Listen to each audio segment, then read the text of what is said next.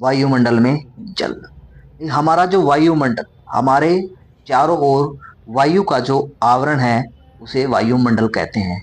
हमारे इस वायुमंडल में विभिन्न गैसों के साथ ये हमारे जल वाष्प पानी भी है, और वो पानी या जल किस रूप में पाया जाता है इसका अध्ययन हम करेंगे। वर्षण है, जो वर्षा किस किस रूप में होती है, जहां हम आसपास रहते हैं हमारे वहां वर्षा जैसे बूंदों के रूप में होती है, कभी कभी ओलों के रूप में हो जाती है, लेकिन ये वर्षा हर जगह ऐसी नहीं होती। कहीं कहीं पर हिमपात के रूप में भी होती है, और कहीं कहीं स्नो, जैसे स्नोफॉल बोलते हैं ना, आप पहाड़ों में जाएंगे तो आपको स्नोफॉल मिलेगी, वहां पर ऐसे हो जाती है, या बूंदों के रूप में भी होती है। फिर वर्षा किस प्रकार होती है? वर्षा के प्रकार, एक तो सवहनीय वर्षा हो सकती है, पर्वतीय वर्षा हो सकती है, और चक्रवातीय वर्षा हो सकती है। बादल किस प्रकार बनते हैं, ओस कैसे बनती है, कोहरा किस प्रकार पड़ता है, इसके बारे में हम इस लेसन में अध्ययन करेंगे कि जल, हमारे जो वायुमंडल में जल है वो किस रूप में पाया जाता है। देखिए, जैसे वर्षण है, ये वर्षण के प्रकार, ये वर्षण है। वर्षण हिमपात के रूप में हो सकता है, तापमान हिमांक से नीचे चले जाने पर वृष्टि, ये वृष्टि है, वृष्टि हिमपात के रूप में होती है। और वृष्टि, समी वृष्टि, इसमें वर्षा और हिमपात साथ साथ में होते हैं। इसमें वर्षा भी होती है, साथ में हिमपात भी हो सकता है कि थोड़ी देर में हिमपात आया, फिर बारिश भी हो सकती है, ये पर्वतीय क्षेत्रों में होगा। ओला वृष्टि या ओला पत्थर, ओलों के रूप में, जब छोटी छोटी बूंदे ओलों के रूप में आती है तब। फिर फुहार, जैसे छोटी छोटी बूंदे फुहार के रूप में जब वर्षा होती है तब होता है। ये वर्षण के प्रकार थे। अब ये वर्षा कितने प्रकार की होती, कैसे वर्षा होती है? ये वर्षा होती है सवहनीय वर्षा, जब पानी है, पानी सवहन धाराओं के रूप में ऊपर आता है, बादल बनते हैं, फिर वर्षा होती है। भूमध्य रेखीय अक्षेत्रों, ये अक्षेत्र है, भूमध्य रेखीय अक्षेत्रों में यह वर्षा प्रतिदिन होती है, क्योंकि भूमध्य रेखा पर इस तरफ से पवनें आती है, इस तरफ से पवनें आती है। पिछले अध्याय में पढ़ाया था कि उच्च दाब से निम्न दाब की तरफ पवनें आती है, और पवनें ये ऊपर की ओर उठती है, ऊपर की ओर उठने से यहाँ प्रतिदिन वर्षा होती रहती है, इसे सवहनीय वर्षा कहते हैं। फिर है पर्वतीय वर्षा। पर्वतीय वर्षा, जब एक पर्वत है, वायु चली और पर्वत से टकरा जाएगी, जब पर्वतों से टकराकर जो वर्षा होती है उसे पर्वतीय वर्षा कहते हैं। चक्रवातीय वर्षा, समुद्रों में जब चक्रवात आते हैं, चक्रवात के माध्यम से जब वर्षा होती है तो उसे चक्रवातीय वर्षा कहते हैं। वायुमंडल में जल संघनन, संघनन, जब ऊपर संघनन बारिश होती है, संघनन होता है, संघनन से फिर क्या क्या होता है देख लीजिए। संघनन, कुहरा, जब कुहरा छाता है, धरातल के निकट जल वाष्प के संघनन से बनता है, जब संघनन हो जाता है तब कुहरा छा जाता है।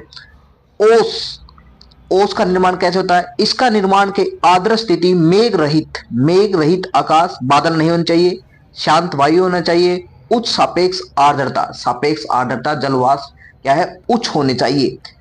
फिर है पाला, जमी हुई ओस ही क्या है, पाला। जब हम सुबह सुबह देखते हैं ना, घास के ऊपर या कुछ पाला जम जाता है, बर्फ का ऐसे जमे हुए मिलते हैं, उसे पाला कहते हैं। कुहासा, कुहासा क्या होता है? कोहरे की तुलना में यह कम घना होता है, ये घना कम होता है, दृश्यता इसकी कम होती है। फिर बादल, बादल किस प्रकार बनते हैं? बादल के प्रकार, ये क्वेश्चन इंपॉर्टेंट है, कई बार आया है। पक्षाप मेघ, ये सफेद और पतले होते हैं। कपासी मेघ, इनकी आकृति गोभी के फूल जैसी होती है। सत्री मेघ, ये परतदार होते हैं। वर्षा मेघ, ये बाहरी रूप से घने और सूर्य की किरणों के लिए अपारदर्शी होते हैं। देख लीजिए, कुछ क्वेश्चन है जो आपको अध्ययन में करवा रहा हूं, देख लीजिए। बादल कैसे बनते हैं? बादल कैसे बनते? बादलों का निर्माण वायु में उपस्थित, बादलों का निर्माण वायु में उपस्थित महीन कणों के केंद्रकों के चारों ओर जलवाष्प के संघनित होने से होता है। अधिकांश दशाओं में मेघ जल की अत्यंत छोटी छोटी बूंदों से बने होते हैं, लेकिन वे बर्फ कणों से भी निर्मित हो सकते हैं, बशर्ते कि तापमान हिमांक से नीचे हो। वाष्पीकरण क्या है? यह किन बातों पर निर्भर करता है? वाष्पीकरण के बारे में पढ़ते हैं। जल के तरल से गैसीय अवस्था में परिवर्तित होने की प्रक्रिया को वाष्पीकरण कहते हैं। 1 ग्राम जल को जलवाष्प में परिवर्तित करने के लिए लगभग 600 कैलोरी ऊर्जा का प्रयोग होता है। इसे वाष्पीकरण की गुप्त ऊष्मा कहते हैं। वाष्पीकरण की मात्रा तापमान, विस्तार तथा पवन का वेग आदि पर निर्भर करती है। आर्द्रता, ह्यूमिडिटी किसे कहते हैं? इसके 3 प्रकार बताइए। आर्द्रता के हमें प्रकार बताने हैं। ह्यूमिडिटी के बारे में पढ़ लेते हैं। वायुमंडल में, जो हमारा वायुमंडल है, वायुमंडल में उपस्थित जल वाष्प को वायुमंडल की आर्द्रता कहते हैं। आर्द्रता को ग्राम प्रति घन मीटर में मापा जाता है। जब किसी वायु में उसकी अक्षमता के बराबर जल वाष्प का आ जाए तो उसे संतृप्त वायु कहते हैं। आर्द्रता निम्नलिखित 3 प्रकार की होती है। यह प्रकार देख लीजिए। निरपेक्ष आर्द्रता, वायु की प्रति इकाई आयतन में विद्यमान जल वाष्प की मात्रा को निरपेक्ष आर्द्रता कहते हैं। विशिष्ट आर्द्रता, वायुमंडल के प्रति इकाई भार में जल वाष्प के भार को विशिष्ट आर्द्रता कहते हैं। इसे ग्राम प्रति किलोग्राम में व्यक्त किया जाता है। सापेक्ष आर्द्रता, किसी भी तापमान पर वायु में उपस्थित जल वाष्प तथा उसी तापमान पर उसी वायु की जलवाष्प धारण करने की अक्षमता के अनुपात को सापेक्ष आर्द्रता कहते हैं। इसे प्रतिशत मात्रा में व्यक्त किया जाता है। ओस क्या है? ओस के बनने की अनुकूल परिस्थितियों का वर्णन कीजिए। ओस संघनन का रूप है। दिन के समय पृथ्वी गर्म हो जाती है और रात्रि को ठंडी हो जाती है। कभी कभी पृथ्वी का तल इतना अधिक ठंडा हो जाता है कि उसे छूने वाली वायु का तापमान इतना कम हो जाता है कि वायु में उपस्थित जलवाष्प का संघनन हो जाता है और वह छोटी छोटी बूंदों के रूप में पौधों की पत्तियों तथा अन्य प्रकार के तल पर जम जाती है। इसे ओस कहते हैं।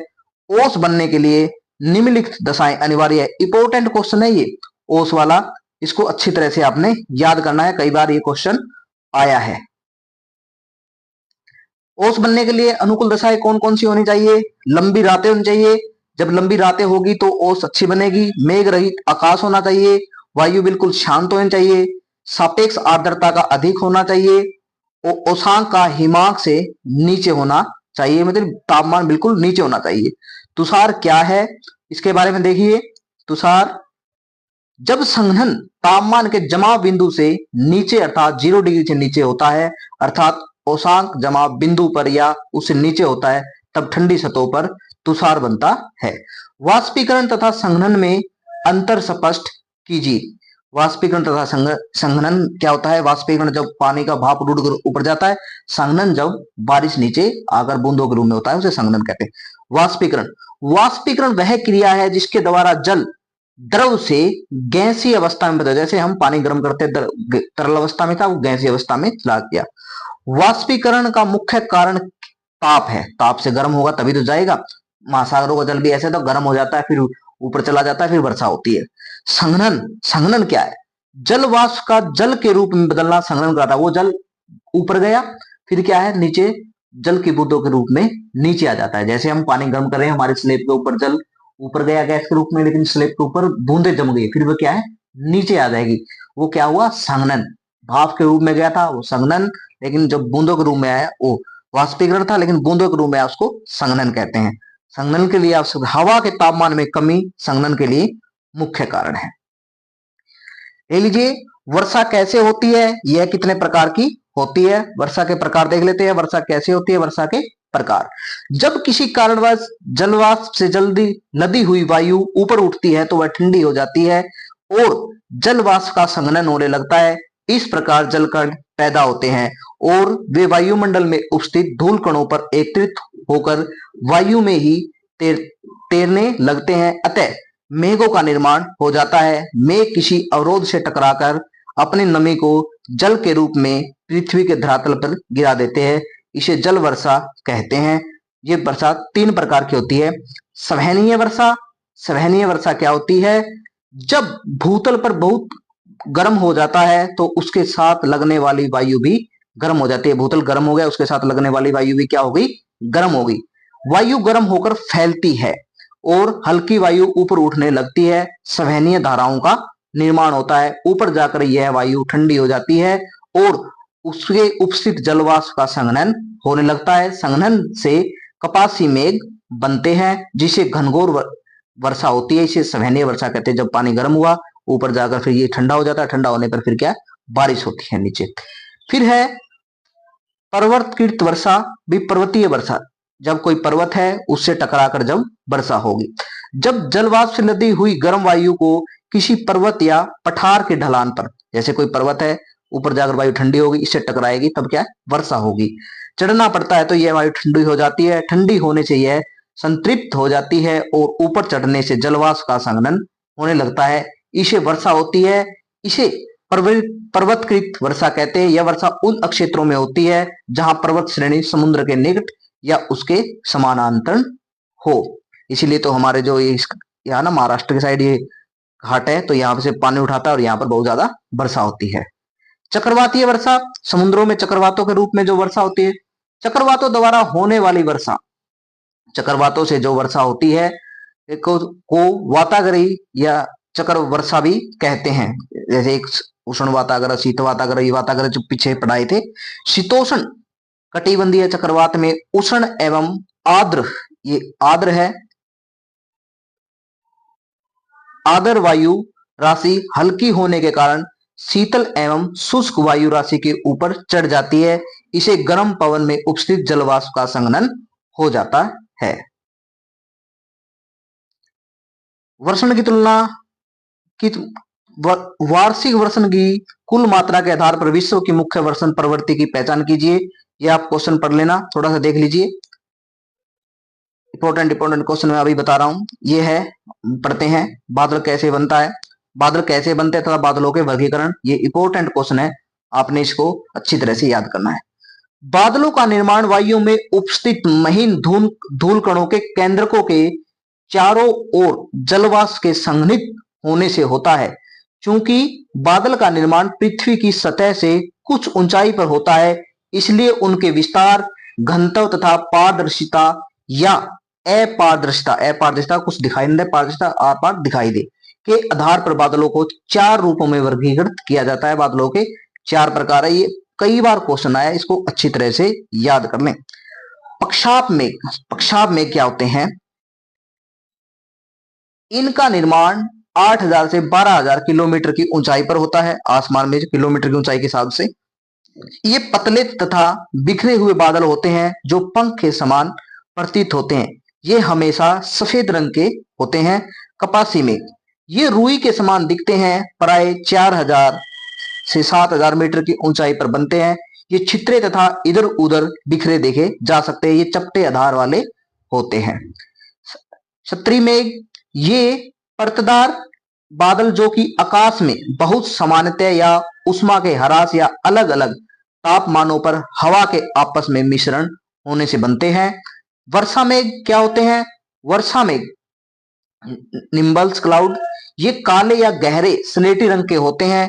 ये मेघ सतरों या पृथ्वी की सतह से काफी नजदीक बनते हैं। ये सूर्य की किरणों के लिए अपारदर्शी होते हैं। वर्षा मेघ मोटे जलवाष्प की आकृति विहीन सहती होते हैं। ये चार मूल रूपों के बादल मिलकर निम्नलिखित रूपों के बादलों का निर्माण करते हैं। ऊंचे बादल 5 से 14 किलोमीटर, पक्षाप क्षत्रिय, पक्षाप कपासी। उच्च मध्य ऊंचाई के बादल 2 से 7 किलोमीटर, क्षत्रिय मध्य तथा कपासी मध्य। कम ऊंचाई के बादल 2 किलोमीटर से कम, क्षत्रिय कपासी, क्षत्रिय वर्षा मेघ तथा कपासी वर्षा मेघ। पृथ्वी की सतह पर अलग अलग भागों में होने वाली वर्षा की मात्रा भिन्न भिन्न, कथन स्पष्ट कीजिए, क्योंकि पृथ्वी के पर है, कहीं पर वर्षा अधिक होती है, कहीं पर वर्षा कम होती है। देख लीजिए एक बार।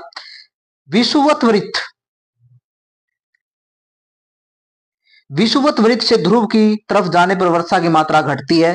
जैसे विषुवत वृत्त, ऐसे ये विषुवत वृत्त भूमध्य रेखा है, ऐसे ऐसे हम ऊंचाई पर जाते हैं, ऐसे ऐसे नीचे दक्षिण की तरफ, तो वर्षा कम होती घटती जाती है। विश्व के तटीय क्षेत्रों में महाद्वीप के भीतरी भागों की अपेक्षा अधिक वर्षा होती है। जो तट होते हैं समुद्रों के, वहां पर क्या होती है? वर्षा अधिक होती है। विश्व के सतलीय भागों की अपेक्षा महासागरों पर वर्षा अधिक होती है।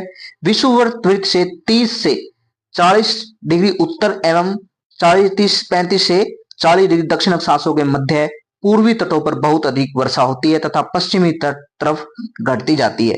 विषुवत वृत्त से 45 डिग्री तथा 65 डिग्री उत्तर एवं दक्षिण के बीच पछुआ पवनों के कारण सबसे पहले महाद्वीपों के पश्चिमी किनारों पर वर्षा होती है तथा यह पूर्व की तरफ घट जाती है। पश्चिमी पूर्वी किनारे, उत्तर दक्षिण सभी को पता है, उत्तर दक्षिण पूर्व पश्चिमी, ऐसे। संघनन क्या है? संघनन हेतु आवश्यक दशाओं का विश्लेषण कीजिए। संघनन के बारे में पढ़ना है। संघनन क्या है? संघनन जलवाष्प का जल के रूप में बदलना संघनन कहलाता है। जलवाष्प होते हैं, जैसे जलवाष्प छोटी छोटी बूंदे हैं, वो जल के रूप में आ जाएगी तो उसको क्या कहेंगे? संघनन कहेंगे। वायु का आयतन नियत और तापमान औसत तक गिर जाए। वायु का आयतन तथा तापमान दोनों कम हो जाए, आवश्यक दशाएं हैं। वाष्पीकरण द्वारा वायु में और अधिक जल प्रविष्ट हो जाए। हवा के तापमान में कमी संघनन की प्रमुख दशा है। आपने इन क्वेश्चनों को याद करना है अच्छी तरह से और अपनी कॉपी में लिखना है। अच्छी तरह से इसको याद कर लेना।